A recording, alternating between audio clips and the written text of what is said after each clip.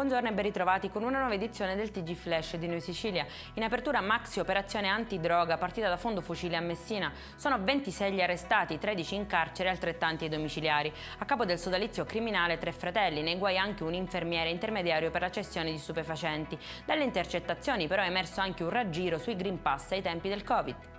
Giallo a Palermo, dove è stato trovato il cadavere di una 38enne in un dirupo a Monte Pellegrino. Le indagini sono in corso e al momento non si esclude alcuna pista. Non è chiaro se la donna si sia tolta la vita, se sia stata uccisa o sia stata vittima di un incidente.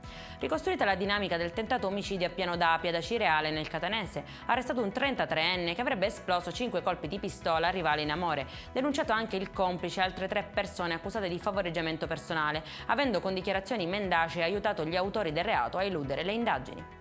Si sono avvalsi della facoltà di non rispondere nel corso dell'udienza di convalida del fermo davanti al GIP Giovanni Barreca e i 2 complici, accusati di omicidio plurimo e soppressione di cadavere per la strage di Altavilla nel Palermitano. La coppia tra l'altro si è professata innocente, intanto nell'abitazione sono stati trovati strumenti che potrebbero essere stati utilizzati per torturare le vittime, uccise, secondo quanto è emerso finora, per liberarle dal demonio.